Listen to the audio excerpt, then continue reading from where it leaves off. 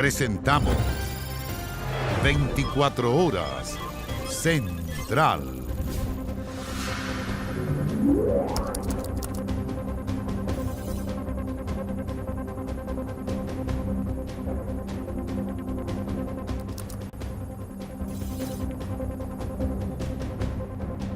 Muy buenas noches, bienvenidos, bienvenidas a las noticias. Fuera de riesgo vital se encuentra una niña de 5 años y su cuidadora que fueron brutalmente atacadas por 2 perros de la raza Rottweiler en La Reina. Carolita está internada en la UCI dada la gravedad de las heridas. Los animales andaban en la calle y sin protección. La dueña de ellos fue detenida y formalizada. Este es el momento en que la niña de 5 años es trasladada al hospital en estado de extrema gravedad. Son momentos angustiantes.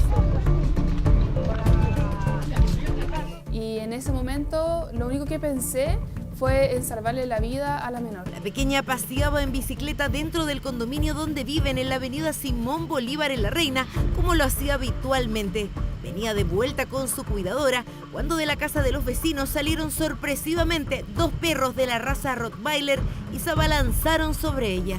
La atacaron por los cabellos. Luego le quitaron las ropas y la metieron hacia su casa. Cuando intentaban agarrarle la yugular, el cuello, yo metí mis brazos. Y igualmente yo fui arrastrada con los perros porque yo le agarraba los cabellos a la niña para que ellos no le hicieran más heridas en la cabeza. Cuenta que fueron varios minutos de tira y afloja, gritos desesperados pidiendo auxilio. Luego llegó un joven, no sé, un TENS, rescatista, y me ayudó a quitarle la niña a los perros, porque cuando yo intentaba quitarla, ellos volvían otra vez a querer morderla. La carabinero, al ver a la menor que está en pésimas condiciones, la agarra y se van pero volando al hospital. Si nos hubiéramos tardado un poco más, quizás el desenlace de esta historia hubiera sido distinto. Por eso, si yo hubiera esperado la ambulancia, quizás hubiéramos contado otra historia. La niña fue trasladada al hospital militar en estado de extrema gravedad. La operaron y lograron estabilizarla. Está con muchas mordeduras. Vuelvo a reiterar que si no hubiera sido por ella, sino porque ella se abraza con la Emi en el suelo, los perros yo creo que terminan matando a mi sobrina. Lo que más lamentan es que los dueños de los perros no hayan tenido ninguna precaución. Yo encuentro que fue una irresponsabilidad muy grande de estos dueños de no prevenir el portón bien cerrado, ya, no tener esta doble, tanto que se les pidió esta doble reja. Lo que más les indigna a estos vecinos es que no es la primera vez que estos perros atacan. Hace un tiempo atrás atacaron a una vecina, puede que estén estresados por el espacio, porque tampoco nunca los sacan a pasear, así que yo creo que eso fue el factor gatillante que hizo que los perros atacaran a la niña. Si ellos tenían sus mascotas que sabían que eran agresivas, no tenían por qué estar, o suelto, o yo no sé qué pasó ahí. En la ley de tenencia responsable, el Rottweiler figura dentro de las 9 razas calificadas como potencialmente peligrosas. Esto quiere decir que tienen la capacidad de hacer daño, dadas sus características físicas. Cada cierto tiempo somos testigos de ataques de este tipo, en algunos casos han sido mortales. La pregunta que muchos se hacen es ¿quién fiscaliza el cumplimiento de la ley? Finalmente, ante estas situaciones, nosotros nos entregamos a que en realidad no va a suceder nada, porque nadie está fiscalizando de que las personas que tienen estos animales estén realmente enterados de lo que significa tener un animal de estas características. La ley establece una serie de exigencias que deben cumplir los tutores, como cursos de adiestramiento, charlas de comportamiento y, lo más importante, el uso obligatorio de arnés, correas y bozales cuando anden en la vía pública, además del cierre perimetral de la casa donde habitan. Si se cumplen todas estas exigencias, dicen los veterinarios, no debiera haber problemas. La agresividad tiene que ver con muchos factores, entre ellos obviamente está la crianza, las experiencias previas, factores fisiológicos. La gran deuda está en la fiscalización y que no existe registro de un perro potencialmente peligroso. Solo basta con el implante del chip. Sí es evidente la falta de fiscalización en cuanto o hacia los tutores de este tipo de mascota, con la finalidad de asegurarnos el cumplimiento del reglamento que dicta esta propia ley. Pero cuando existen daños a terceros, se adjudica la responsabilidad al propietario. La dueña de casa, Ruby Miranda, fue detenida y formalizada por cuasi delito de lesiones graves y menos graves. La responsabilidad recae en el propietario, en el dueño o en el tenedor de esta mascota. Nosotros teníamos antecedentes previos de algunas multas que había tenido, ¿cierto? Esta señora, ¿no es cierto?, dueña de los perros. Soy la dueña de los perros, porque mi esposo es el dueño de los perros, pero como mi esposo estaba en Rancagua, yo venía llegando al domicilio y yo les dije con toda voluntad que yo podía asumir con esto. Ruby Miranda quedó con arraigo nacional durante los 90 días que dure la investigación. Mientras tanto, los dos perros siguen ahí, porque la ley no contempla ninguna medida contra ellos. Este jueves la ministra del Interior, Isquia Siches, visitó Colchane, en la zona fronteriza, en la región de Tarapacá. Allá anunció un proyecto para modificar la actual ley de migraciones con el fin de facilitar el proceso de expulsión de extranjeros que hayan cometido delitos o ingresado ilegalmente al país. Mañana movida para la ministra del Interior, Isquia Siches, en su visita a Colchane. Recepción con baile andino y diversas reuniones.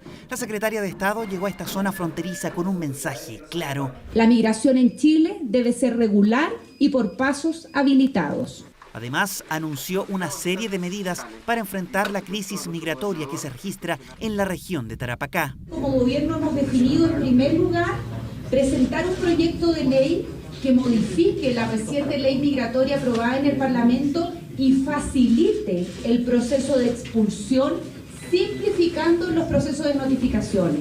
Una propuesta que no cayó bien en la oposición. Me dicen que van a hacer cambios en materia migratoria, precisamente en aquellos asuntos en que en su minuto recurrieron al Tribunal Constitucional. Entonces uno se pregunta, bueno, a ver, ¿cómo podemos confiar en un gobierno que no solo no escucha a la ciudadanía, que no escucha las bancadas transversales y además es inconsistente en cada una de las acciones que realiza? Parece que en ese sentido lo que ha anunciado la ministra hoy día va en la dirección de tomar medidas inteligentes que permitan reforzar la seguridad de la frontera y sobre todo el combate al crimen organizado. Además, el gobierno informó que extenderá el decreto 265 que permite la colaboración de Fuerzas Armadas en tareas de control fronterizo. Pero también entendemos que decretos como estos requieren un abordaje más permanente. Lo que hemos vivido en relación a la situación migratoria no es solo episódico, sino que es muy probable que se repita también en el futuro. Con este decreto, el gobierno descarta declarar estado de excepción, medida que durante los últimos días había sido propuesta por una bancada transversal de parlamentarios. En el propio oficialismo genera opiniones divididas. Me parece razonable que no se aplique estado de excepción en el norte, como han pedido algunos parlamentarios, porque la verdad es que es muy liviano pretender que el estado de excepción es la solución a todo. No es el mentulatum de la seguridad, no es la solución para la seguridad. A mí me parece en estos momentos razonable buscar refuerzos para las policías, tanto de investigaciones, carabineros, y donde por supuesto las Fuerzas Armadas pueden aportar en ese trabajo de seguridad interna. En los próximos días se espera que la ministra de Defensa recorra los pasos fronterizos para monitorear el trabajo de las Fuerzas Armadas.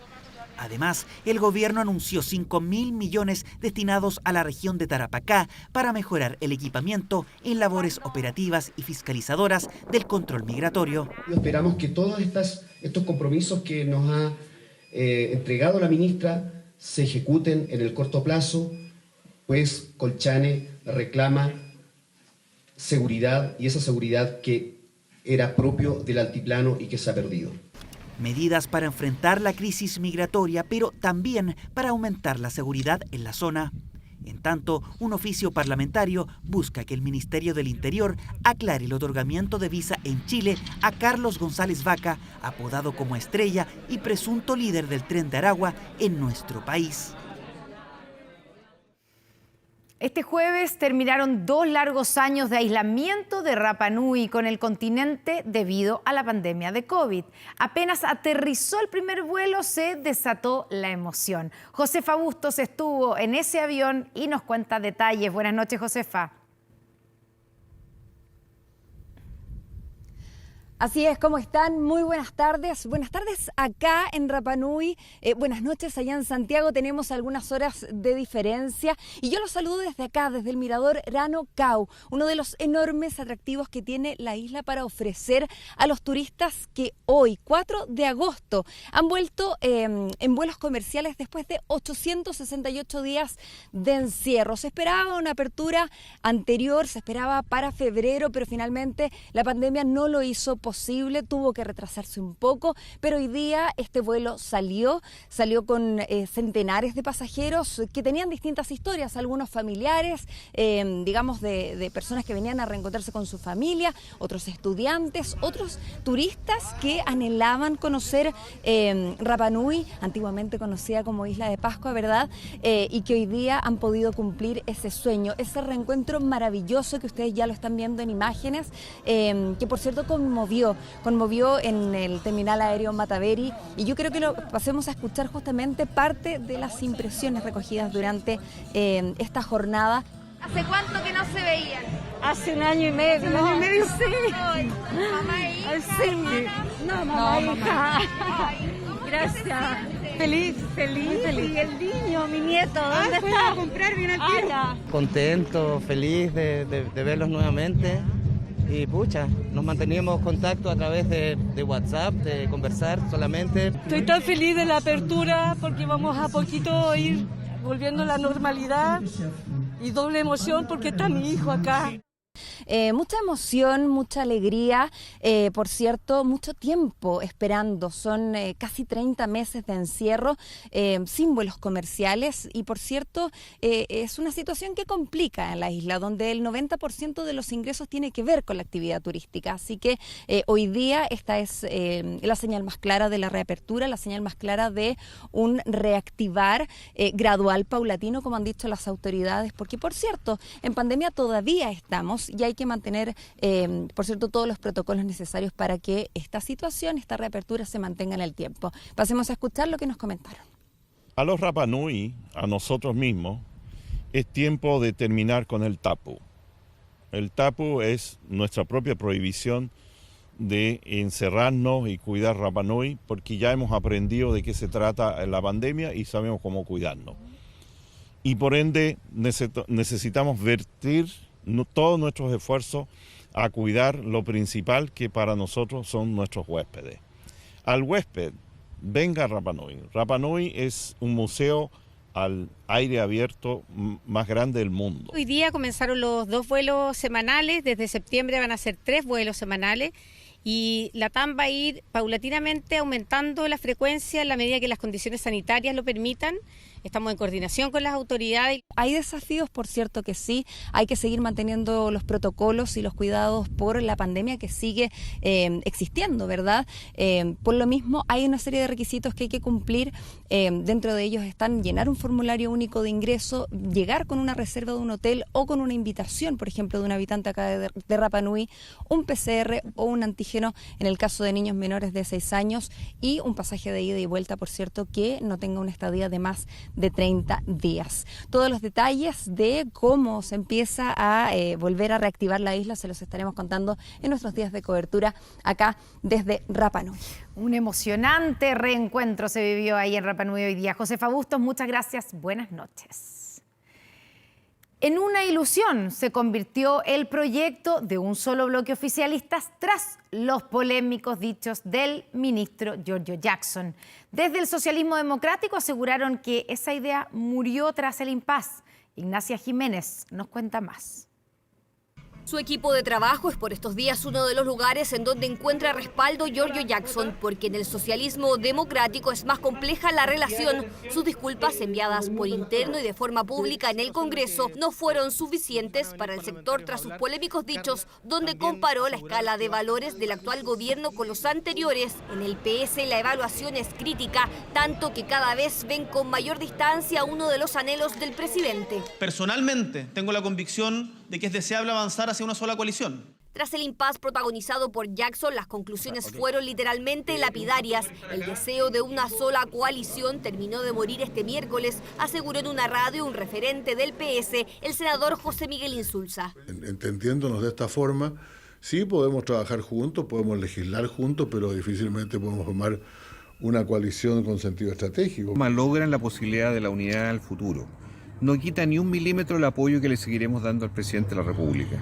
No puedes estar en una coalición cuando hay personas como el ministro Jackson que piensan así de sus compañeros de una eventual alianza.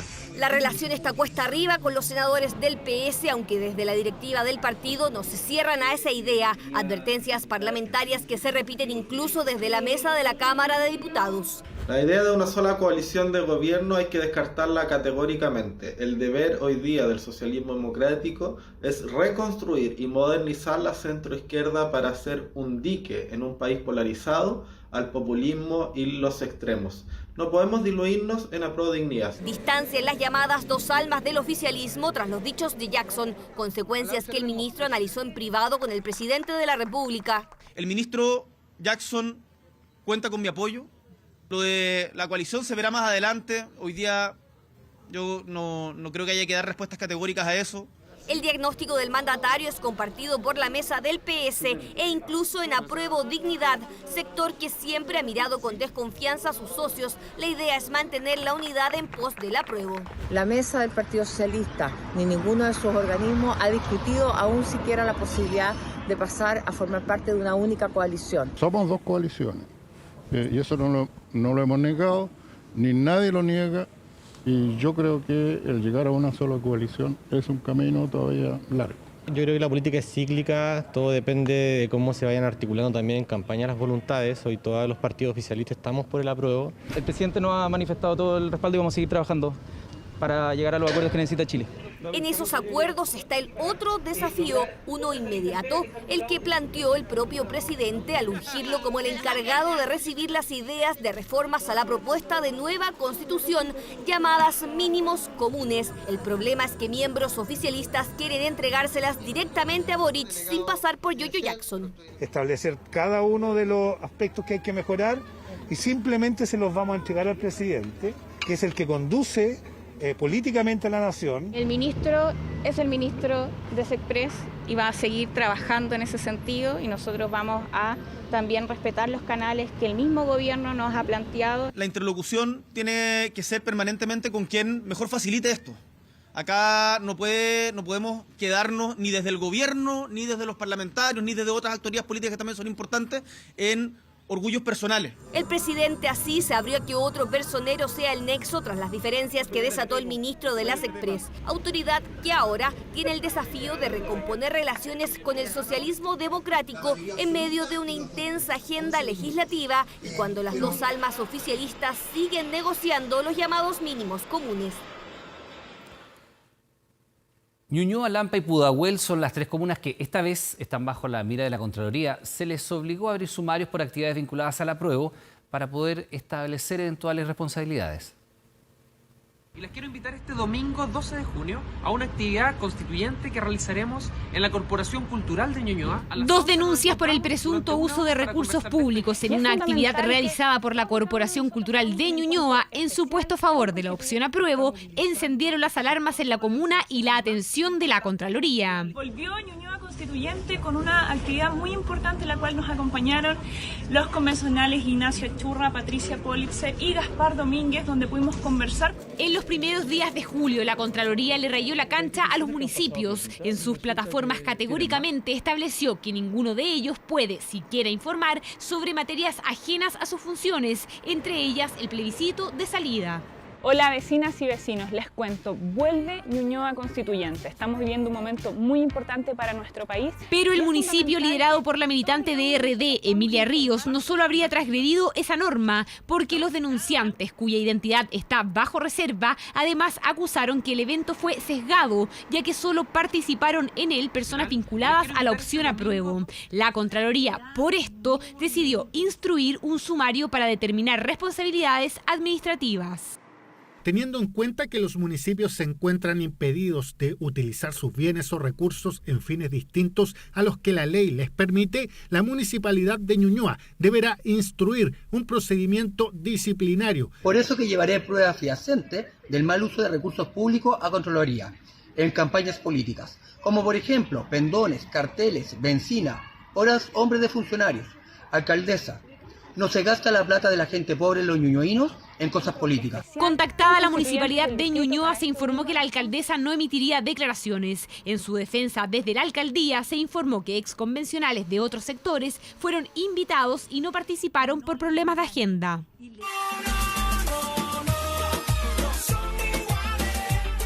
Este video es del 1 de junio y muestra cómo la ex convencional Malucha Pinto expone ante vecinos de Lampa en la Corporación Cultural de la comuna. El municipio había convocado con este afiche a la actividad. La Contraloría también instruyó abrir un proceso para determinar quién fue el responsable. No resulta posible desprender que dicha publicación y la consecuente actividad ejecutada por la Municipalidad de Lampa se relacione con un fin institucional. Lo único que hemos hecho como municipalidad es poder entregar la información que hoy día se desarrolla para informar y educar a nuestras vecinas y vecinos. Nosotros no creemos que haya sido un intervencionismo electoral. Fue una actividad que nosotros no invertimos ningún tipo de financiamiento para poder realizarla. En las redes sociales de la Municipalidad de Pudahuel han publicado gráficas como esta, donde comparan distintos artículos de la Constitución vigente y de la nueva propuesta. Esto fue cuestionado. Uno de los posts que encendió las alarmas fue el relacionado al derecho de las aguas. No se trata de una comparación de artículos entre la Carta vigente y la propuesta, por cuanto en lo que se refiere en particular al epígrafe Constitución actual señala supuestos efectos de dicha normativa, aludiendo a la existencia de situaciones de abuso y monopolio. El municipio de Pudahuel no ha gastado un peso en campaña política. Lo que hemos hecho es informar respecto al contenido de la nueva Constitución. Lampa, Pudahuel y Ñuñoa tienen un plazo de 15 días hábiles para instruir el procedimiento. Por ahora, al igual que 4 municipios que fueron sancionados con anterioridad, analizan hacer una presentación en la propia Contraloría para que se revierta la decisión y a los municipios se les permita informar del proceso que concluye con el plebiscito de salida. Nuevos antecedentes surgen en torno a la enigmática muerte de una joven abogada en un motel en Quintero. ¿Cómo llegó Valentina a una de las habitaciones más caras? ¿Por qué pidieron toallas 3 veces seguidas? ¿Quién era la mujer que abandonó el recinto solo 20 minutos después de ingresar? En exclusiva, 24 Horas conversó con el administrador del motel. Las incógnitas en torno a la muerte de Valentina González, viñamarina de 27 años, se ha convertido en una desesperada búsqueda de su familia y amigos para intentar reconstruir sus últimas horas con vida. Nos íbamos a juntar todos el mismo día, la misma noche. Paró el auto para saludarme, bajó las ventanas, hablamos unos segundos y... Joven licenciada en Ciencias Jurídicas, cuyo cuerpo fue hallado sin vida al interior de un cuarto en este motel boutique. Accedimos en exclusiva a la habitación que los cercanos a Valentina consideran la escena de un crimen. La vieron a las 8:30 temprano con estas 2 personas, estas 2 mujeres que yo no conozco, camino a Viña, y que además después aparece este otro hombre con antecedentes también. La camarera apareció a mitad de pasillo y fue la primera en llegar, luego ella pidió ayuda al personal. Son los nuevos antecedentes que se suman a este puzzle policial. Nos acercamos hasta el epicentro de esta historia para conocer de primera fuente lo que habría ocurrido. El administrador del Hotel Boutique El Duende conversó en exclusiva con 24 Horas. Llegó el sábado 30 de julio, alrededor de las 9:50 de la mañana, en un auto blanco con 4 personas. Una persona de sexo masculino manejando. Se veían que venían bien. Un grupo de 4 personas que caminó poco más de 80 pasos para llegar a una de las habitaciones más lujosas de este complejo, conocido como Atlantics. El precio, 270.000 pesos por noche. Valentina se ahogó en este jacuzzi de 150 litros ubicado a poco más de 3 metros de la cama. Tuvieron alrededor de 1:10, 1:30, donde pasó el suceso. Salió una persona pidiendo ayuda, fue socorrida por la camarera, un recepcionista y un maestro. Fallecimiento que la familia y cercanos cuestionan y que desplegó un procedimiento policial que aseguran fue tardío. Dentro de las inquietudes radica una en particular, el uso numeroso de toallas. Están en la grabación que nosotros tenemos. ¿Cómo se ocuparon esas toallas? ¿Para qué se ocuparon? ¿Cuál era la finalidad de este instrumento? Es conocido lo que sucede en las cárceles cuando van a realizar golpes. Desde el motel relatan lo que habría ocurrido. No se dieron cuenta y el jacuzzi se rebalsó y por eso hubieron 2 cambios de toalla. Que esa pieza se inundó y después hubo otro cambio de toalla y ahí ya hasta que pasó la cosa. La información que puedan aportar las 3 personas que llegaron con Valentina es clave. Serían clientes habituales. Minutos antes del fatal desenlace, una mujer rubia habría abandonado la habitación. Habían venido un par de veces, no juntos, separados. Si la chica rubia se fue a los 45 minutos, 1 hora. ¿Pero qué motivó su partida anticipada?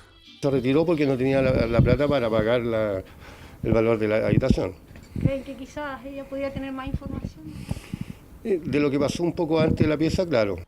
Las investigaciones en torno a esta misteriosa muerte continúan, a la espera de los resultados de un examen toxicológico para determinar un eventual consumo de drogas. Por ahora, la causa preliminar del fallecimiento de Valentina sigue siendo asfixia por inmersión. Y estos registros corresponden a una de las mayores operaciones militares de la historia que China ha lanzado en torno a Taiwán. El gigante asiático lanzó incluso misiles balísticos que llegaron a aguas taiwanesas y japonesas, mientras la visita a Asia de la presidenta de la Cámara Baja norteamericana, Nancy Pelosi, provocó hoy otro foco de tensión. Mire.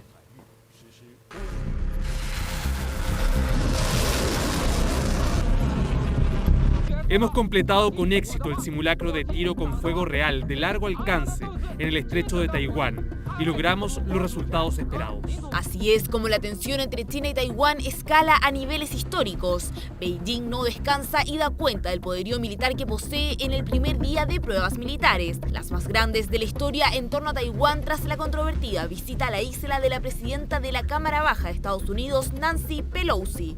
Al menos 11 misiles balísticos fueron lanzados desde China cayendo en aguas de Japón y Taiwán, donde incluso algunas de las áreas afectadas están a solo 19 kilómetros de la isla, es decir, lo más cerca que han llegado las pruebas del gigante asiático en relación a Taiwán. Esto se puede leer como el nivel de molestia e incomodidad del gobierno chino frente a la visita de Pelosi y una suerte de advertencia de que si bien China hasta el minuto no ha intentado recuperar por la fuerza Taiwán, sí tiene los medios y la voluntad para hacerlo. Un informe del Instituto Internacional de Estudios Estratégicos señala que en cuanto a uniformados, China tiene 2.035.000 contra 169.000 de Taiwán. Si hablamos de tanques, China tiene 5.400 contra 650 de Taiwán. En cuanto a aviones, China posee 3.227 contra 504 de Taiwán, mientras que en relación a los buques, China cuenta con 86 contra 26 de la isla. Estamos comprometidos a mantener el status quo y la estabilidad a través del estrecho de Taiwán. Somos tranquilos y no impulsivos, somos razonables y no provocativos, pero también seremos firmes y no retrocederemos. Beijing no solo se limitó al disparo de misiles, ya que también desplegó aviones y buques de guerra, mientras que por otro lado el portaaviones estadounidense Ronald Reagan realizó operaciones programadas en el mar de Filipinas en el Pacífico Oriental, tramo que incluye aguas del sudeste de Taiwán. Un despliegue que surge pese a las advertencias hechas por el G7, que le exigió a China evitar el uso de fuerza militar. La China de hoy no es la vieja China que podía ser intimidada y abusada por otros hace más de un siglo. Deberían despertar de su sueño de ser potencias imperialistas. Mientras que desde Washington lanzaron una nueva advertencia a Beijing. Nos oponemos a cualquier esfuerzo unilateral para cambiar el status quo, especialmente por la fuerza. Seguimos comprometidos con nuestra política de una China, guiados por nuestros compromisos bajo la Comisión de Taiwán. Pero la tensión va más allá de los límites de China y Taiwán, porque esta vez, luego de enfurecer al gobierno de Xi Jinping, Nancy Pelosi decidió visitar la frontera entre las dos Coreas, un hecho que fue considerado como una provocación al régimen de Corea del Norte. Obviamente Norcorea va a utilizar esto como una excusa para manifestarse en contra de Estados Unidos, para amenazar incluso a Corea del Sur. Y es que corresponde a la primera visita de una persona con alto rango político de Estados Unidos a la zona, desde que el entonces presidente Donald Trump acudió a una reunión en 2019 con el líder norcoreano Kim Jong-un, quien fue tema central en la reunión entre Pelosi y el mandatario de Corea del Sur. Discutimos el problema nuclear de Corea del Norte. Ambas partes expresaron su preocupación por la creciente amenaza de Norcorea y acordamos apoyar los esfuerzos para lograr la desnuclearización práctica y la paz. Nancy Pelosi está ahora en Japón en la última etapa de la gira de la poderosa congresista, que provocó un considerable aumento de la tensión en Asia.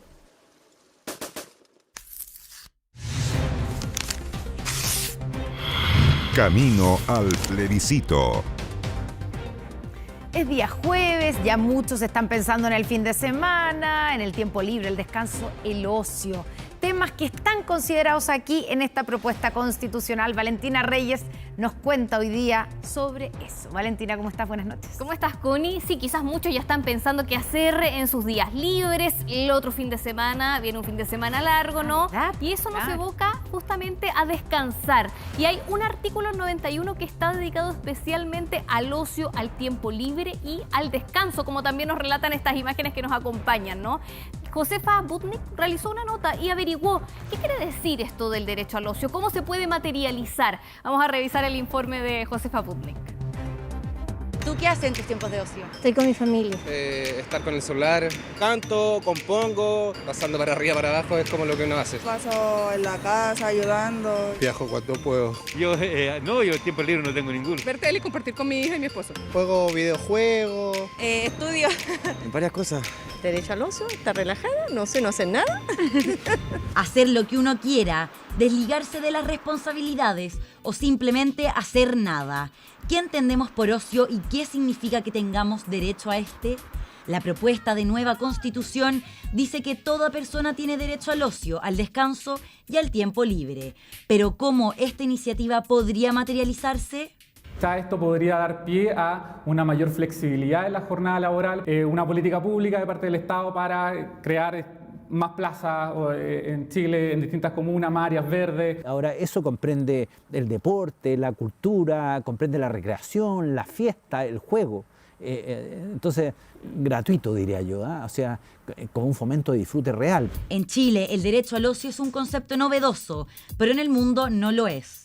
82 países, de una u otra forma, lo consagran en sus constituciones y en ellas se leen conceptos como ocio, descanso o tiempo libre. Nos ponemos a tono con la experiencia internacional. Se obliga al Estado a poder generar espacios, tiempos, actividades, promover el disfrute del tiempo libre. Este es un derecho fundamental reconocido como tal y la Constitución específicamente establece como la obligación del Estado de fomentar el disfrute y goce de esos derechos fundamentales. En el caso de este derecho fundamental, los expertos también creen poder materializarlo con otros artículos que están en la propuesta constitucional, como el derecho al deporte, a la actividad física y a las prácticas corporales, derecho a participar libremente en la vida cultural y artística y al acceso al libro. Bien, ahí Josefa Butnik lo explicaba, ¿no? Sí, el derecho al ocio. El artículo es de los artículos más cortos, diría yo, ¿cierto? Toda persona tiene derecho al ocio, al descanso y a disfrutar el tiempo libre. Algo que incluso se repite, si podríamos decir, en el derecho al trabajo. Ahí también está contemplado como el derecho al descanso, no dice el ocio, pero es parecido. Y de hecho lo tenemos acá en nuestras estaciones. Bueno, es un derecho que se debería materializar en políticas públicas, en también espacios públicos, plazas, quizás lugares de deporte. Vamos a la siguiente estación, ese es el 91, que es el derecho al ocio. Y para finalizar, para demostrar lo que decía Constanza, claro, ¿no? El artículo 46, el que hablamos esta semana del derecho al trabajo, comprende también el derecho a el descanso, el disfrute del tiempo libre y atención con lo último, la desconexión digital. Pero justo ahí, viste que en la nota uno de los entrevistados decía que en su tiempo libre estaba con su teléfono. También hay derecho a desconectarse, a no revisar el WhatsApp de trabajo, el mail. Todo eso es parte de este derecho al ocio que está en la propuesta y este derecho al descanso, parte de lo que tiene que ver con los derechos laborales y derechos fundamentales, Connie. Un nuevo capítulo de Camino al Plebiscito. Muchas gracias, Valentina. Que estés bien, Connie. Buenas noches. Buenas noches. Nos vamos a la pausa, ya estamos de vuelta con más aquí en 24 Horas Central.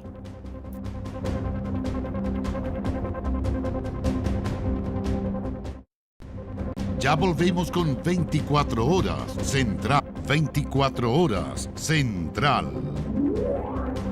Nuestra atención en la macrozona sur, donde un cuartel de carabineros fue blanco de un ataque armado que por fortuna no dejó lesionados. En Carahue, en tanto, encapuchados de la CAM anunciaron la toma de fondos. Todo indica que el grupo armado llegó en una o dos camionetas. Desde allí se estima abrieron fuego en contra del retén Púa en Victoria. En medio de la macro zona sur y pasado a las 3:30 de la madrugada de este jueves, fue blanco del grupo Resistencia Mapuche Mayeco, que fue reivindicado con pancartas. Es munición de guerra, todo da cuenta, por las posiciones da cuenta que sería más de uno, por supuesto. ¿Cuántos tiradores habrían atacado? Estamos señalando hasta el momento que podrían darse a lo menos 4. Se dejó en las inmediaciones, se dejaron también unos lienzos.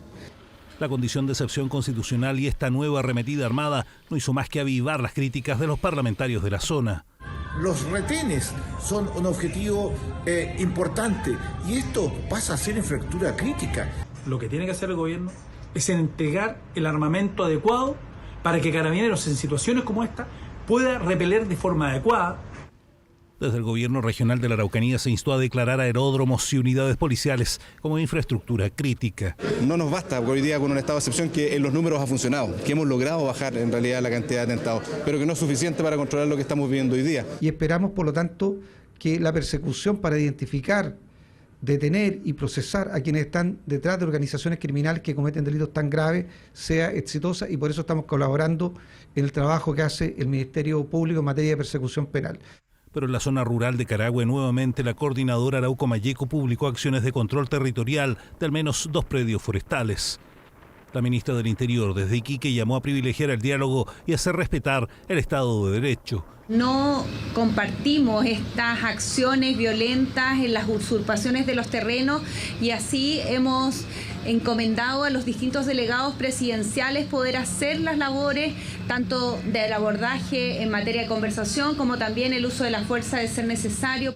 En medio de estas acciones surgió una nueva polémica, pues se reveló que la Seremi de Salud contrató al hermano de uno de los voceros de la CAM, que además fue condenado por el incendio de un camión el año 2002, pero años más tarde absuelto de los 5 años de prisión y también de la inhabilitación perpetua para ejercer cargos públicos, luego que su causa fuera revisada por la Comisión Interamericana de Derechos Humanos de la OEA. Él hace tiempo, el año 2003, tuvo un problema judicial, él cumplió condena y cumplió con los requisitos, él no tiene ninguna inhabilidad para ejercer cargos públicos.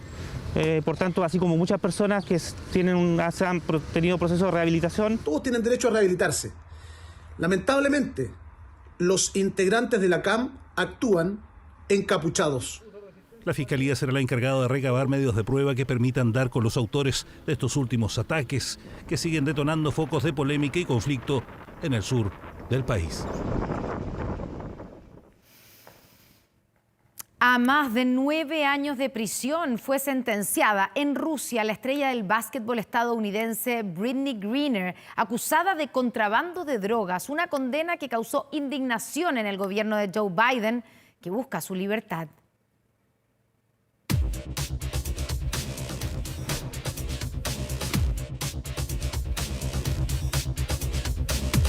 Con solo 31 años, Brittney Griner es una estrella del básquetbol. Nacida y criada en Texas, esta deportista ha ganado premios como mejor jugadora y atleta femenina desde que estaba en la secundaria.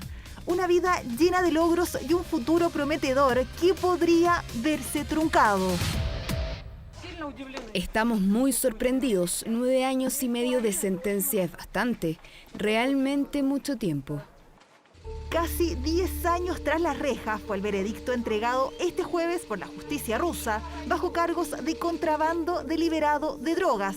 Hace 6 meses, Griner fue detenida en el aeropuerto internacional de Moscú con menos de 1 gramo de aceite de cannabis en su equipaje. Ella se declaró culpable de posesión de ilícitos, pero aseguró que fue un error cuando armaba su maleta. Entiendo todo lo que se ha dicho sobre mí, los cargos en mi contra, y por eso me declaré culpable, pero en ningún momento quise romper ninguna ley rusa. Un juicio que ha llegado hasta las puertas de la Casa Blanca, ya que el gobierno del presidente Joe Biden intentó negociar con Vladimir Putin un intercambio de detenidos. Sin embargo, el Kremlin exigía que fuera un preso ruso condenado en Estados Unidos por asesinato a cambio de Griner y otro norteamericano detenido en Moscú. Una petición rechazada por la administración de Biden. Nos estamos tomando este tema muy en serio. Está entre las prioridades del presidente. Queremos verlos regresar a casa. El Departamento de Estado asegura que la basquetbolista fue detenida injustamente. Incluso algunos políticos estadounidenses han acusado que Griner sería una pieza en el ajedrez político en la guerra de Rusia contra Ucrania. Acusación que ella misma espera no sea verdad. Sé que todos dicen que soy un peón político, pero espero que eso esté muy lejos de esta corte. Cometí un error y espero que esta sentencia no termine con mi vida. La defensa de la basquetbolista ya anunció que apelará a la sentencia, argumentando que el tribunal ignoró pruebas importantes. Por su parte, Biden calificó la condena como inaceptable y exigió a Rusia la liberación inmediata del atleta, quien por ahora deberá seguir esperando por su libertad en una cárcel de Moscú. Los trabajadores de la construcción ven luces de esperanza en su mercado laboral. El gobierno, junto con la Cámara Chilena de la Construcción, lanzó un programa de capacitación para maestros y que podría ser parte del plan de la moneda de levantar 260.000 viviendas durante los próximos 4 años. Albañiles, carpinteros, ceramistas y maestros yeseros. Oficios hay para todos los gustos en el programa Maestros y Maestras para la Vivienda de Calidad que lanzó el gobierno junto a la Cámara Chilena de la Construcción. La meta es capacitar a 8.000 maestros, darle herramientas para el mercado laboral y, por qué no decirlo, optar a mejores sueldos. Creemos de que para cumplir una meta tan grande como 260.000 viviendas en 4 años a lo largo de todo el país, supone tener cambios tecnológicos. Y los maestros son claves para el cambio tecnológico.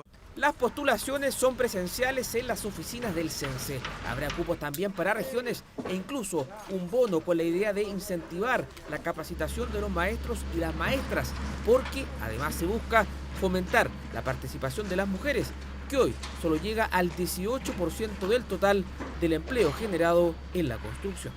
Y estos cursos además van a contar con un acompañamiento monetario a fin de poder solventar los gastos de movilización de las personas, ¿ya? Que alcanza una cifra que espera cubrir al menos la locomoción de 4.000 pesos diarios y apoyar con 5.000 pesos más cuando tienen un hijo cierto pequeño y que necesitan también trasladarlo.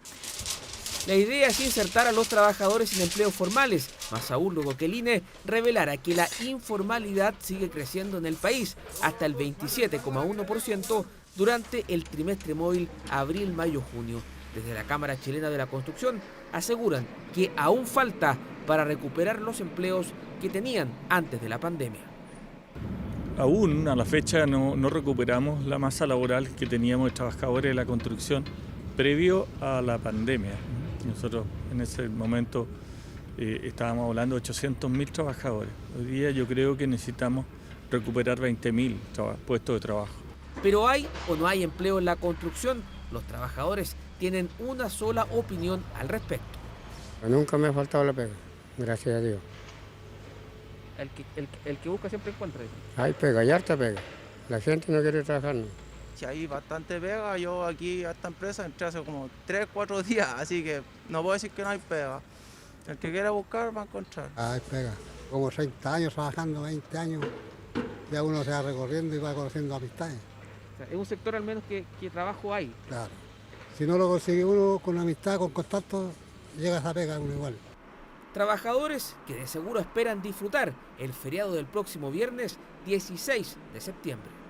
Una de las prioridades legislativas que vamos a tener en la Comisión de Trabajo la próxima semana es aprobar el proyecto de ley que establece el feriado el 16 de septiembre. Este feriado tiene sentido en la medida que lo aprobamos este año, naturalmente, y para ello yo espero que la próxima semana lo podamos despachar. El proyecto será votado la próxima semana en el Congreso y se proyecta una ágil tramitación. 2 hombres de nacionalidad venezolana fueron detenidos por su presunta responsabilidad en el asesinato de un estudiante boliviano en Antofagasta. Los imputados fueron reconocidos por cámaras de seguridad. Imágenes que registraron el ataque que le costó la vida al estudiante Ángel García Aguilera, material que fue clave para dar con los responsables de este homicidio ocurrido en Antofagasta y que permitió a Carabineros la detención de 2 de los presuntos responsables. Son 2 ciudadanos de nacionalidad venezolana uno de ellos en situación irregular, el otro en proceso de regularización. Uno de ellos desarrollaba actividades como conductor para una aplicación de delivery y que no contaba obviamente con ninguna documentación, ninguna legalidad para ejercer esa actividad. El trabajador de delivery es uno de los sujetos que aparece en los videos que fueron exhibidos como evidencia durante la audiencia. Según el Ministerio Público, habría participado directamente en la agresión al joven boliviano junto al segundo imputado. El primer imputado, conforme a las declaraciones y filmaciones, ataca a la víctima, lo toma, lo inmoviliza, lo agrede con golpes de puño y pie, y mientras el imputado 2 asiste en estos hechos, lo agrede con golpes de puño y pie y con el casco que portaba. 3 personas, efectivamente una que le pega con un palo, otra que le pega con un cuchillo y otro que le pega con una botella en la cabeza a la víctima. Y esas 3 personas no existe, de hecho, idea de su paradero. Fueron formalizados por homicidio calificado y quedaron en prisión preventiva. No se descarta la participación de al menos otros 3 sujetos involucrados directamente en el ataque. Quiero que se agarren a todas estas personas. No es 2 personas, son como 10 personas. Todas las que salen en el video tienen culpa. Tienen culpa porque, de hecho, si tan solo mirar y no hacer nada en conciencia tienen culpa. Yo soy extranjero, pero yo vine con la familia a salir adelante, ¿cierto?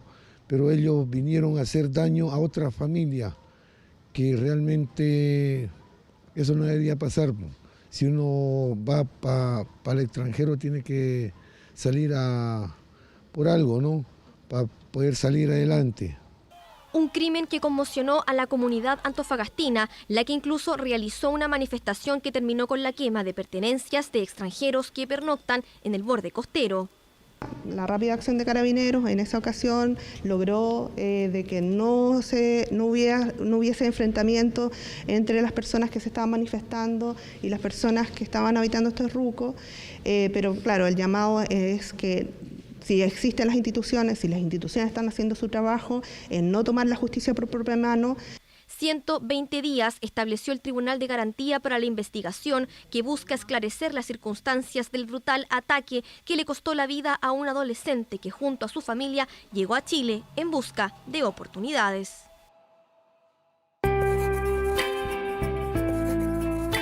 «60 años sin Marilyn».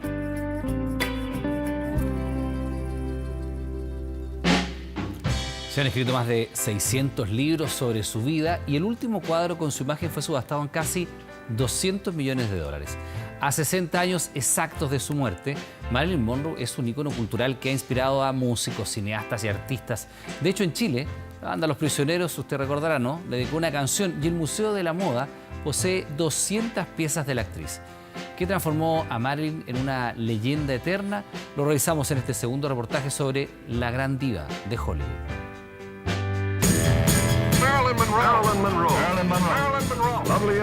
Y atrae para siempre su imagen, su destello y su leyenda.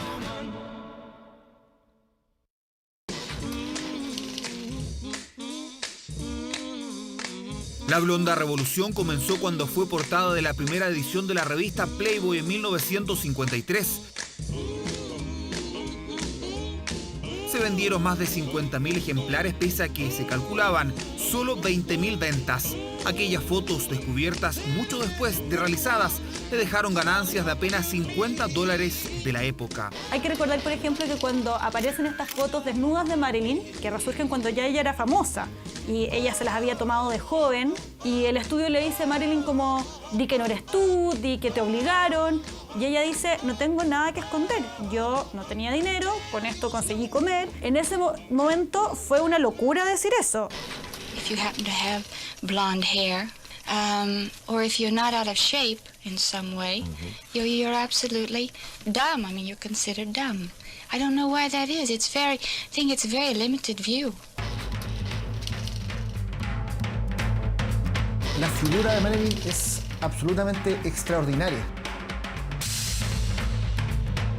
Y creo que hasta el día de hoy, que ha pasado todo este tiempo, todas estas décadas de su muerte, todavía da para debate, porque todavía no está muy definido si efectivamente era una rubia tonta, una mujer extraordinariamente bella, o al revés, era una mujer extraordinariamente inteligente, empoderada y que supo manejar lo que era su época.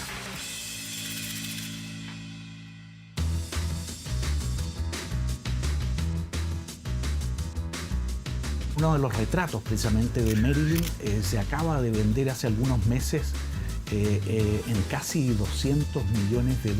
It's selling here, you sir, $170 million. Convirtiéndose en la obra de arte más cara del siglo XX. Este es un gran logro que no depende de nosotros, sino lo que significan Warhol y Marilyn. Andy Warhol, al seriar la imagen de Marilyn Monroe, lo mismo hizo con la imagen de Elvis Presley, es el inicio de lo que es el arte pop. Son de las imágenes más iconográficas, verla a ella seriada desde otra perspectiva y a la vez reflejándolo de la manera en que ella también se expresaba y se vendía al público, y por cierto una imagen de todo lo que significa el capitalismo estadounidense.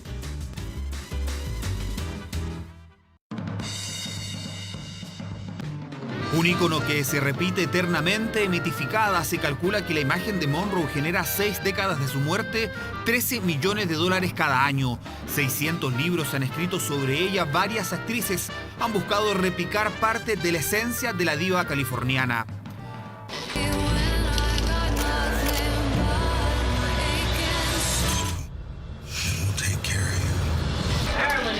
You wear nothing in bed but perfume? Oh. Darling, as I'm in England, let's say I sleep in nothing but Yardley's lavender. La última, la cubano-española Ana de Armas, que personifica a Marilyn en la película biográfica Blonde. Es una figura que sigue inspirando, producto de todo lo que implica ella como símbolo iconográfico del siglo XX, probablemente uno de los 3 mayores símbolos iconográficos de la cultura popular que hemos tenido. Para el gran público sigue quedando como esta figura de afiche, pin-up, como se le denominaba en los años 40 y 50, pero es más que eso.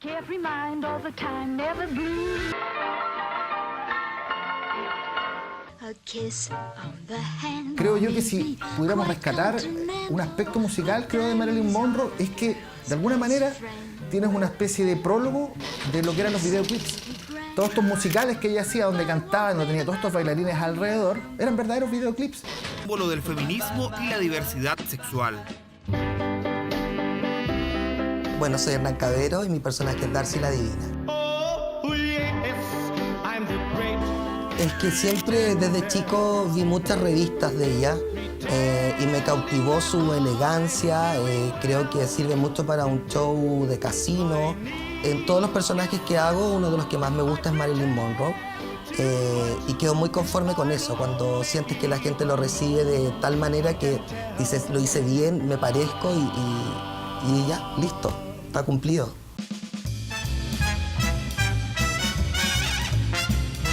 A 6 décadas de su muerte, la huella de la diva californiana sigue vigente, incluso en la bohemia capitalina.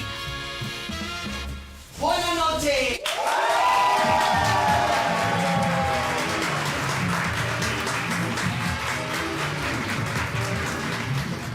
Es muy bella la sonrisa, el mirar para arriba, los ojitos caídos, los brazos también, el pararse también en el escenario de una postura, pero creo que sigue viva por su historia de vida, más que eso, y porque fue Marilyn Monroe y las leyendas siempre van a estar vivas. También aparece Marilyn Monroe dentro, por así decirlo, de las portadas de libros de investigación histórica, y por lo tanto es un personaje relevante dentro de la cultura popular del siglo XX. Si nos detenemos en nuestra propia cultura popular, tenemos la canción de Los Prisioneros. ¿Quién mató a Marilyn?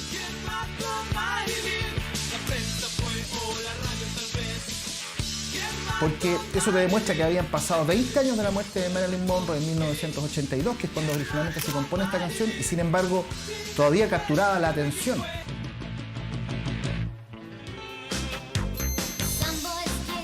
Madonna, bueno, qué decir, Madonna tiene toda una fase en los años 80 donde emula a Marilyn Monroe y a otras figuras también. Musicalmente ella ha inspirado a distintas figuras a través del tiempo.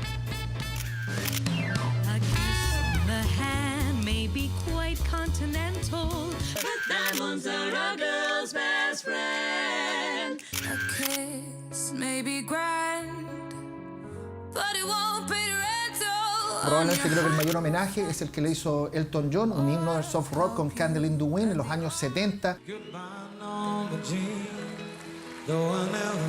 Goodbye Norma Jean sollozaba Elton, que reciclaría 24 años después esa canción para el funeral de su amiga, la princesa Diana, en el que se transformó en el single más vendido de la historia.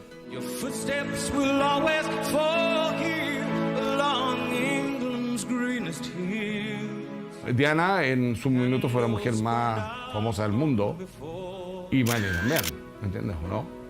Y tienen esa como parte vulnerable, ¿me entiendes o no? Y un encanto y un carisma que a todo el mundo les encanta.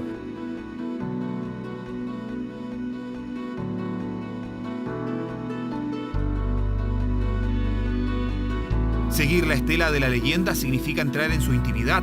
El Museo de la Moda posee casi 200 piezas de la colección de Marilyn Monroe, ninguna fácil de conseguir y todas rastro de esa ambivalencia de su vida, una privacidad más bien frágil frente a su estridencia pública.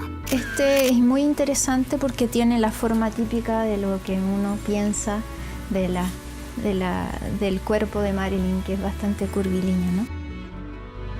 Porque es bien entrabado acá.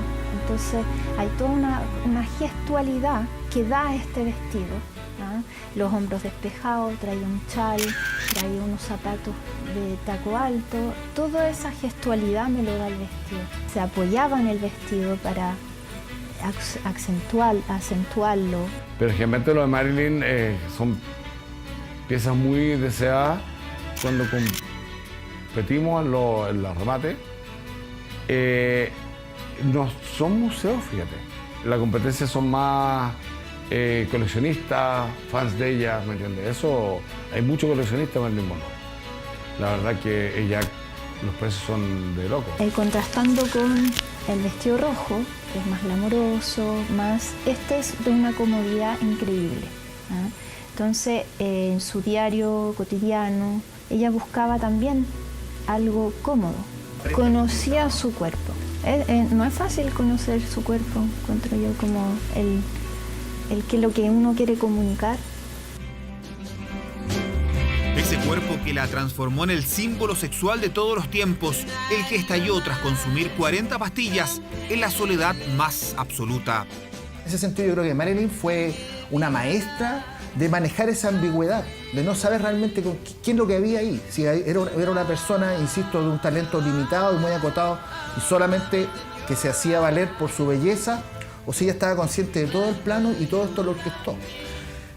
Creo que uno puede especular finalmente también que a raíz de su deceso a los 36 años, claro que se terminó todo esto desmoronando en algún minuto. Por muy maestro titiritero que pueda ser, también puede ser víctima finalmente de todo este tremendo espectáculo, todo este tinglado que se te puede venir al suelo.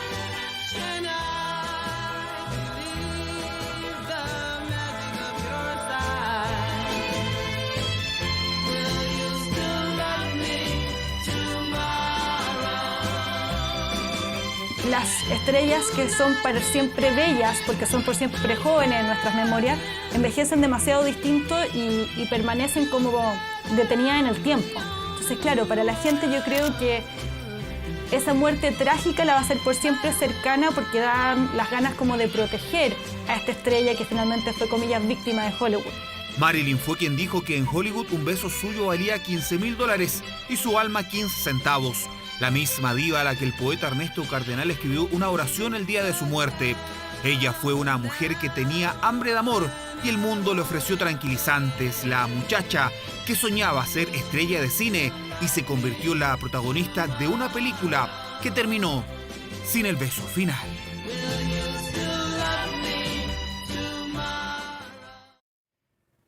Conmemorando aquí en 24 Horas Central los 60 años de la gran Marilyn Monroe.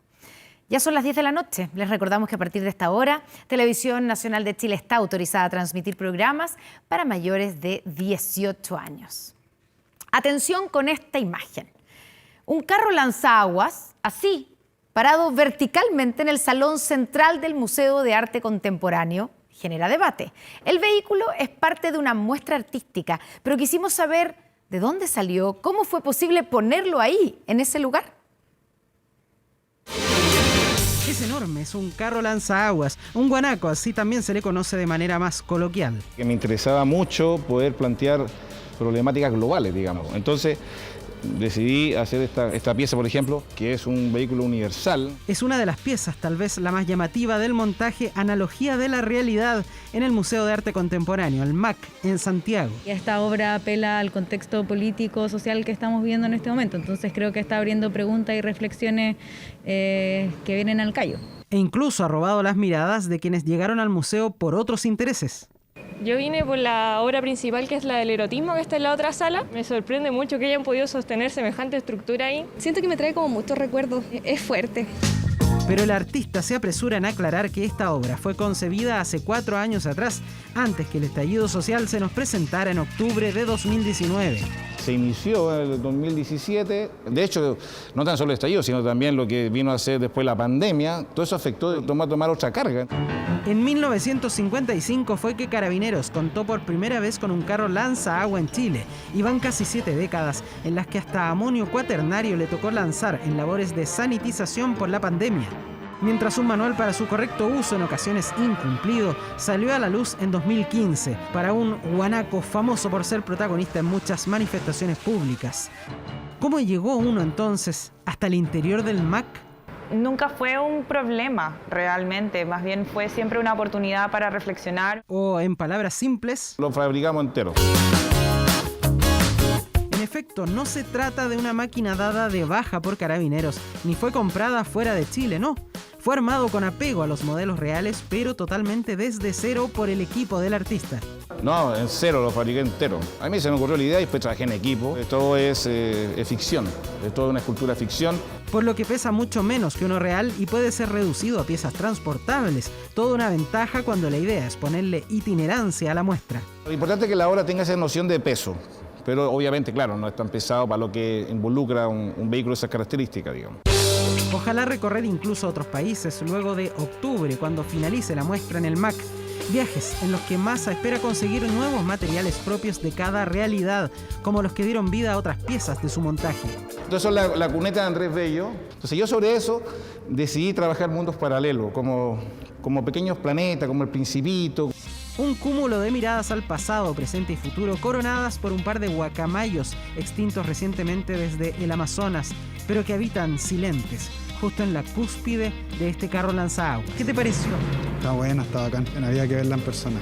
Uno con dimensiones y aspectos absolutamente reales y que de manera gratuita ya está siendo profusamente visitado al interior del Museo de Arte Contemporáneo.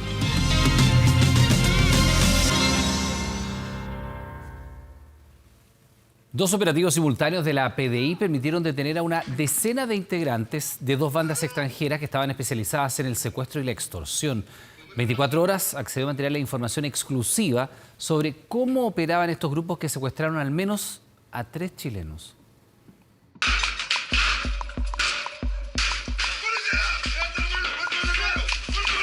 Irrumpieron en Recoleta y en Bajos de Mena. El objetivo, desbaratar a 2 bandas venezolanas que eran seguidas de cerca por posesión de armas, tráfico de drogas, pero principalmente por un delito que va en aumento en Chile: secuestros extorsivos. En total, 14 personas fueron detenidas en esta operación denominada Clandestinos. En el caso del primer delito, con los 7 detenidos, corresponde a un hecho ocurrido el 31 de octubre, donde secuestran a 3 ciudadanos chilenos, quienes permanecen en cautiverio por al menos 30 horas en la comuna de Puente Alto, correspondiendo efectivamente a uno de los domicilios allanados el día de ayer.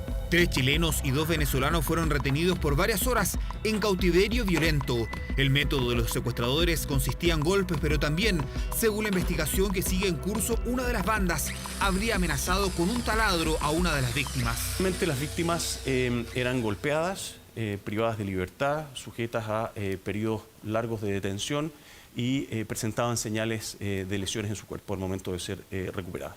El objetivo era claro, extorsionar a sus familias a cambio de dinero, cifras de hasta 10 millones de pesos.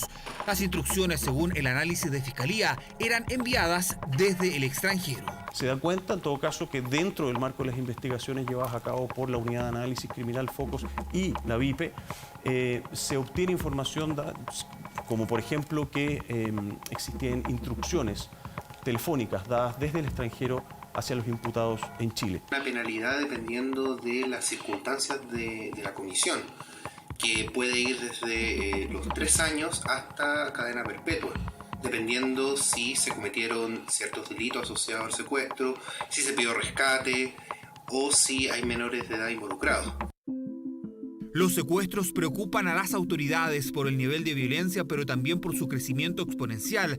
El trabajo en conjunto entre la PDI y la Fiscalía Centro Norte permitió desarticular estas bandas que operaban en una zona donde en promedio los secuestros aumentaron un 40% solo el segundo semestre de este año, siendo la comuna de Santiago la más preocupante. Este tipo de delitos subió un 200%. Un especial aumento en delitos de especial preocupación, que son en este caso secuestros extorsivos, los cuales se relacionan de alguna u otra manera con figuras de tráfico de drogas.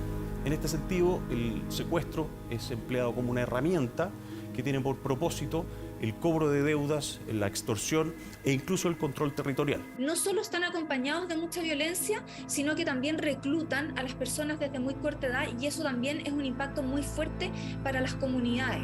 Al menos en la zona centro-norte, Santiago, Recoleta, Estación Central y otras comunas, los secuestros se centran en 3 puntos: barrios Brasil y Yungay, Cerro Colorado de Renca y los barrios Santos, Osa y Quinta Bella de Recoleta, según el informe de la Fiscalía de Análisis Criminal Centro-Norte.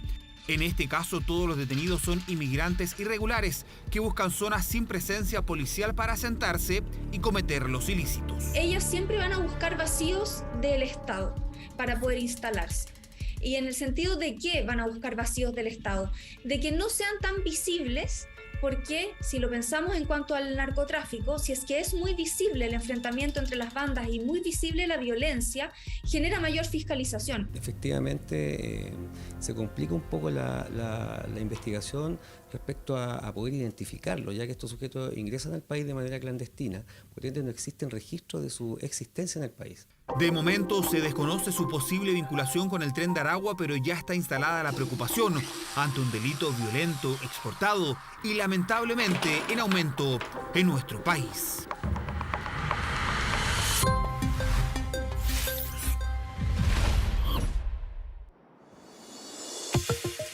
Hace poco más de un mes se produjo un fenómeno inusual. Fue el día más corto registrado en la Tierra. Probablemente nadie lo notó, pero hay razones que lo explicarían y la astronomía tiene las respuestas. Y quien tiene y nos explica esas respuestas es Pascal Fuentes, aquí en Lo que se sabe. Hola, ¿Qué tal, Connie? Pascual? ¿Qué tal, Pascual? ¿Qué tal, Pascual? ¿Viste? Le dan Salió material a mis verso. amigos para que Salió. me molesten. Ya.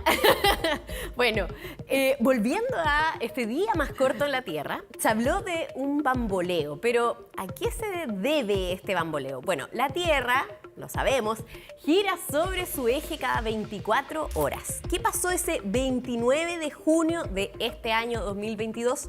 La medianoche se adelantó en 1,59 milisegundos.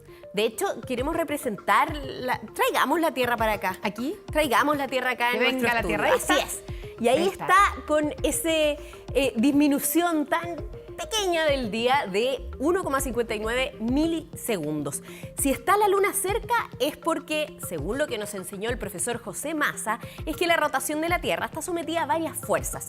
Una razón es su inclinación, que hace que el movimiento sea como un trompo. ¿Te fijas? Y va y se va moviendo, pero en un ciclo que tiene muchísimos años. Pero el ligero bamboleo es algo que se puede explicar, ya que el planeta no es una esfera perfecta, ya lo sabemos que está achatada en los polos, y además se afecta por ella, nuestro satélite, la Luna. De hecho, a causa de las mareas que la Luna afecta, la Tierra va perdiendo velocidad, o sea, todo lo contrario a lo que pasó este 29 de julio, sino que va girando más lento. esto en un ciclo, ¿cómo explicarlo? En un ciclo muy lento en muchos años. Se va frenando el giro del planeta. Un efecto lento, dice el profe Massa, pero seguro. En 1.000 millones de años más, el día en vez de 24 horas, como lo conocemos hoy en día, va a ser de 30 días. O sea, 30 veces mayor. No. Pero tranquila, quizás en millones de años más. Qué largo el día. Largo el día, pero para aquellos que le faltan horas, ahora tendrán muchísimas más horas en unos cuantos años más. Estas variaciones en el cambio de velocidad de la rotación de la Tierra pueden ser por el denominado Chandler-Bobble. Me cuesta. Wow. ¿Qué es eso? O el bamboleo de Chandler. Mejor. Españolicémoslo. Escuche al profesor Massa. El astrónomo Chandler encontró un pequeño cabeceo del eje de rotación de la Tierra, que si estamos parados en el polo de rotación con respecto a la superficie de la Tierra se mueve en una especie de círculo que tiene como 10 metros de diámetro en un periodo de 433 días. 2/3 del bamboleo sería producido por variaciones de la presión en el fondo oceánico y 1/3 por movimientos de grandes masas de aire en la atmósfera. También puede ser debido a variaciones en el interior de la Tierra. La Tierra tiene un núcleo líquido. Constanza con su ojo de águila detectó que acá decía 29 de julio, pero era 29 de junio. Muy bien, Constanza. Pero bueno. ¿Cómo? Un mes antes. Un mes antes fue este día, pero el mismo profe Massa nos decía que no es para hacer un gran, como un big deal de esto, porque no vamos a tener que acostarnos más temprano. Esto va a ser paulatino. Muy paulatino. Y no como este fenómeno que sí fue inusual que fuera el día más corto, sino que va a irse alargando, pero muy lentamente. Así que apenas nos daremos cuenta. Para las siguientes generaciones. Si es que nos queda planeta. Bueno, quiero cambiar de tema radicalmente porque hemos hecho esto de ir por el espacio y también recorrer nuestro planeta, pero la fauna. El elefante que lo tenemos aquí, ahí te alcanzó con su trompa, es sorprendente por varias cosas, pero hoy quiero que nos enfoquemos en una de las partes de su cuerpo que resulta no solo fascinante, sino que también ha sido un ejemplo para el desarrollo de, por ejemplo, la robótica. Y vemos cómo la retrae, ¿no? Hablamos de su trompa, la que posee cerca de 40.000 músculos, imagínate. 40.000. Para que comparemos, el humano tiene más, pero un poquito más, de 600 músculos. Imagínate, solo la trompa del elefante tiene tantísimos más. Eso explica tantas cosas. Sí, su trompa es flexible, sensible y fuerte. Es un importante órgano exploratorio del elefante capaz de distinguir formas y texturas. Es una suerte de herramienta multiuso, esa que siempre necesitamos en la casa. Sería ideal que fuera una trompa de elefante, porque sirve, entre otras cosas, para recoger alimentos, para aspirar agua, para rascarse, para levantar distintos objetos, incluso arrojarlos con fuerza. Pero un nuevo estudio, ahí vemos como el elefante en la imagen que veíamos anteriormente, agarra un paño y lo saca velozmente. Pero bueno, un nuevo estudio determinó que no toda la gracia de la trompa del elefante reside en sus músculos, sino que también en su piel. Y además no se estira uniformemente, porque nosotros pensaríamos acá con nuestro elefantito Frecio, que le pusimos acá, que está acá al lado, que esa piel se estira de manera uniforme. Bueno, la parte superior de la trompa es un 15% más flexible que la inferior. Y la parte más cercana a la boca tiene de 11 a 15 litros de músculo. Entonces, ¿qué hace el elefante primero? Estira el extremo de la trompa, que tiene menos musculatura y por ende la piel ahí hace más flexibilidad y así hace un movimiento eficiente. Es un poco flojito el elefante, pero es más eficiente. ¿Por qué la trompa del elefante fascina a la robótica? Bueno, porque mezcla fuerza y flexibilidad, lo que es casi imposible de lograr para un robot. El profesor de la Universidad Católica, Luciano Chiang, que ve biomecánica, nos cuenta más. La trompa, si yo quisiera replicarla mediante motores, mediante sistemas robóticos convencionales, yo tendría que tener miles de motores eléctricos que pudieran mover miles de eslabones en la trompa del elefante. Entonces eso por supuesto no se ha logrado. Hay robots que le llaman robots tipo elefante, que básicamente tratan de emular a la trompa, pero tienen 6 o 7 o 10 movimientos, pero en cambio la trompa de un elefante tiene miles de movimientos. La Connie está haciéndome la cara de elefante, queremos evidenciar eso. Una cara de un elefante, porque... Sí. Es que una vez me tocó estar bastante cerca de un elefante que no estaba muy cariñoso. No estaba contento. Bueno. Y da mucho susto. Sí, no, ya lo creo, porque son muy grandes. Precisamente con la trompa. Sí.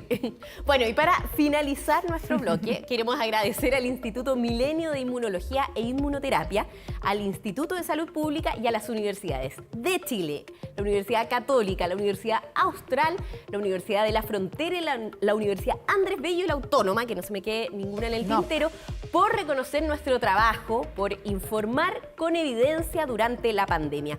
Recibimos un galardón junto a otros colegas también de TVN, entre ellos Aranza Fernández, Jocelyn Rocha, Matías del Río, TVN Red Coquimbo y su editora María José del Solar, TVN Red Araucanía y su editor Fernando Reyes, y por supuesto nuestro espacio Lo que se sabe, aquí yo en representación del espacio también. Muchas gracias por destacar el trabajo que hicimos para cuidarnos entre todos. Escuchemos al ministro de Ciencias.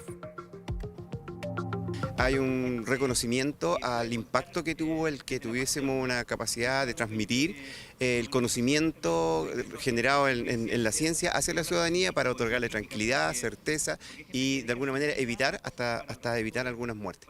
Entonces es muy importante mantener este estrecho conexión entre la ciencia y las comunicaciones, porque creo que el país merece hoy día crecer en estos aspectos. Muchísimas gracias por ese reconocimiento. Mira, ahí estamos mostrando la medalla. Tu medalla, muy bien, muy merecido. Muchas gracias. Ya pues, Pascal, con esta buena noticia, con las felicitaciones correspondientes para Lo que se sabe, para todos los trabajadores de TVN, te despedimos. Nos Muchas despedimos. Gracias. Adiós, Buenas Pascual. noches. Adiós, Pascual. Chao. Y seguimos con Iván. Claro, con otras informaciones, con su velero volcado y con apenas unos centímetros para poder respirar, un navegante francés de 62 años sobrevivió durante 16 horas en el Océano Atlántico. ¿Cómo fue este increíble rescate? Mire.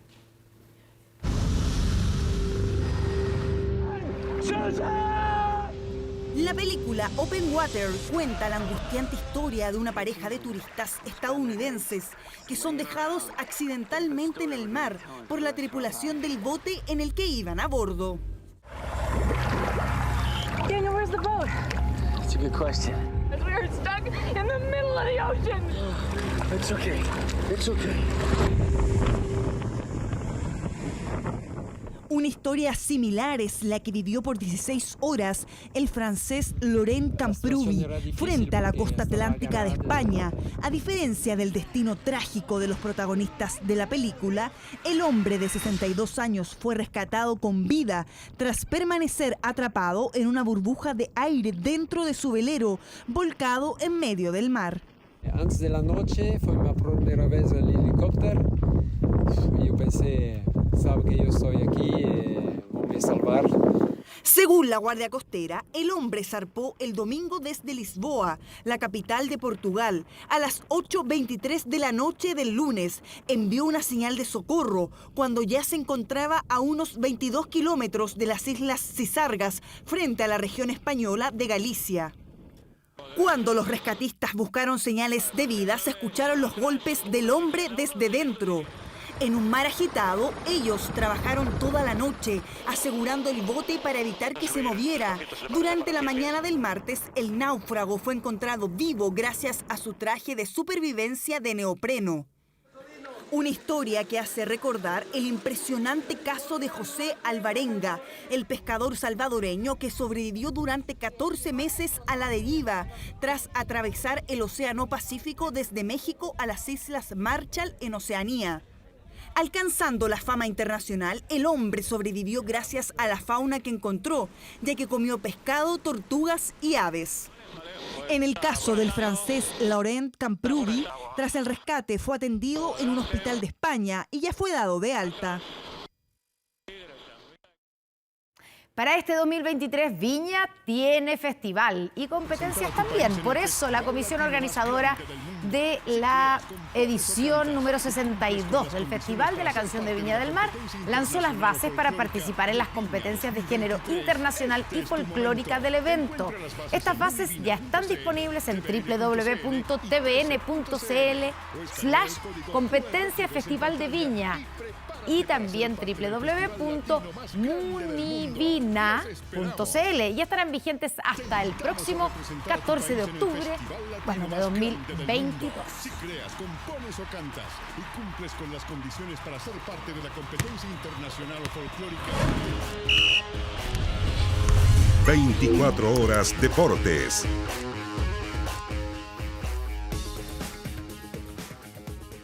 Una contusión en la cabeza.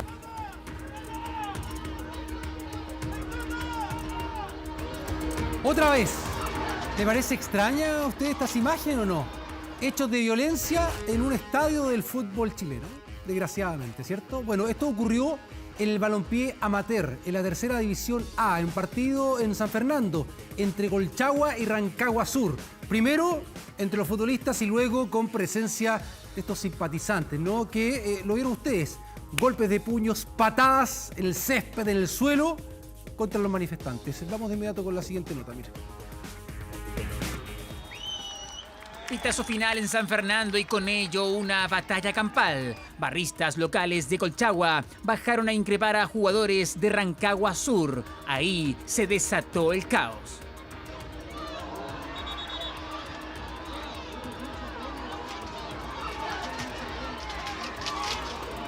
Hasta patadas voladoras hubo en el césped, un bochornoso momento que se extendió por un par de minutos.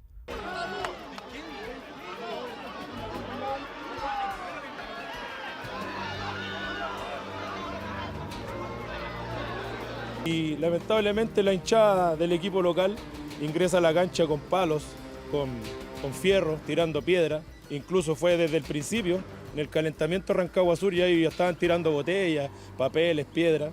Elementos contundentes que servían para agredir a futbolistas e hinchas rivales. Por eso, según la gente de Rancagua Sur, los jugadores visitantes se defendieron. Así que nosotros obviamente no iban a dejar los muchachos que agredirse menos con palos ni fierro. Así que se defendieron, que es lo normal del ser humano. La escena llena de violencia y descontrol empeoró cuando hinchas visitantes también saltaron al terreno de juego a enfrentarse con los barristas locales.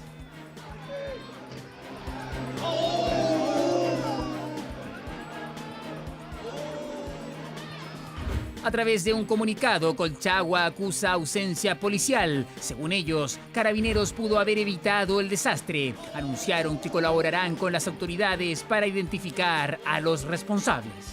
Tenemos que trabajar, aquellos que tenemos que supervisar, aquellas, no sé, la delegación provincial seguramente van a tener que pronunciarse. Tenemos un jugador que quedó con una contusión en la cabeza debido a un proyectil que le llegó. Jornada bochornosa para el fútbol chileno. Al menos existen las imágenes para identificar a los protagonistas de estas escenas lamentables, vergonzosas y absolutamente condenables.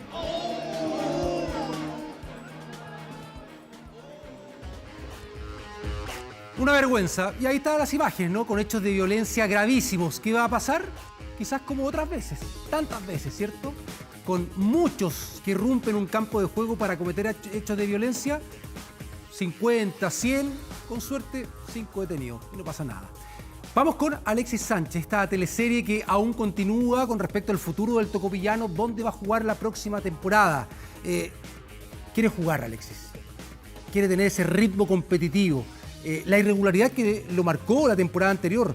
Recordemos, de 38 partidos jugados en la Serie A, Alexis jugó 27 partidos y solamente 7 como titular, anotando 5 goles. Eso quiere cambiar, será el Olympique de Marsella. En Europa insisten que será el 9º club en la carrera del delantero chileno.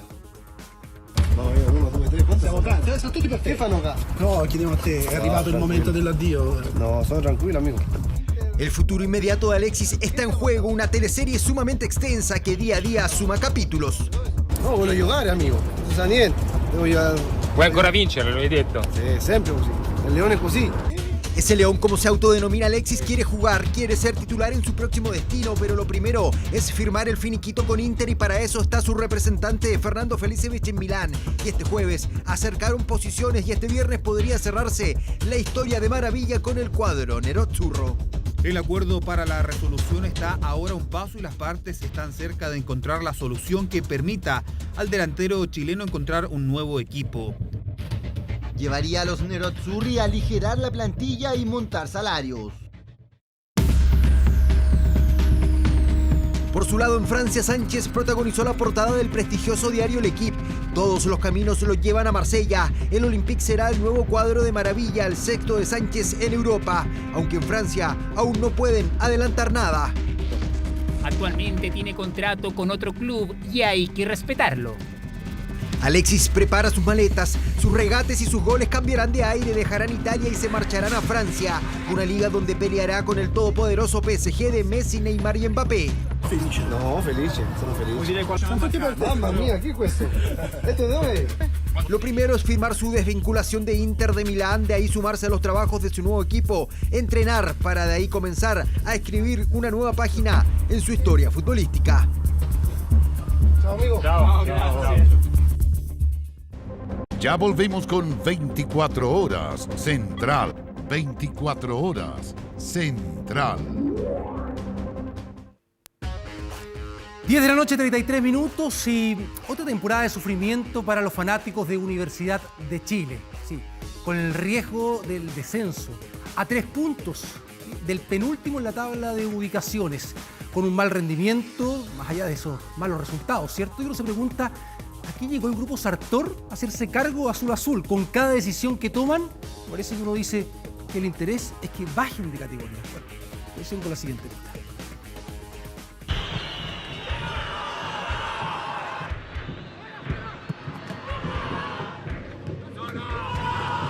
Tres golpes del cacique bastaron para acentuar la crisis en la U, invocando nuevamente al interior del CDA al temido fantasma de la B.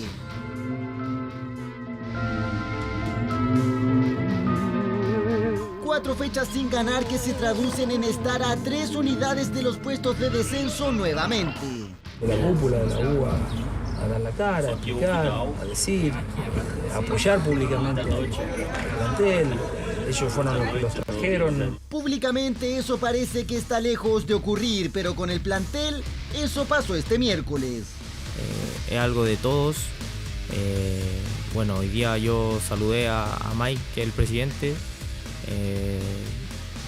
No son, o sea, yo siento que no somos muy cercanos tampoco, pero bueno, obviamente sabemos que tenemos que tener el apoyo de ellos. Pero quien ya perdió el apoyo del hincha son los actuales controladores de Azul Azul, el grupo Sartor que desde su arribo solo ha cosechado números rojos. 41.3% de rendimiento. A tal punto es la crisis que incluso crece el rumor de que la casa de estudios le habría pedido a los actuales dueños vender, cosa que por los montos y actualidad parece muy complejo.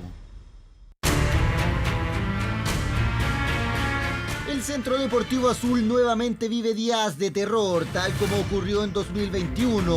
El fantasma del descenso que se asoma por la cisterna y vuelve a asustar al hincha y a todo el romántico viajero. Estamos aquí para TPA Noticias. Darle las gracias por estar junto a nosotros, pero con una invitación, porque ya llega aquí por nuestra pantalla abierta el día menos pensado con Carlos Pinto. Y después también en Canal 24 Horas Vía Pública con Matías del Río. Que lo disfruten. Buenas noches. Buenas noches.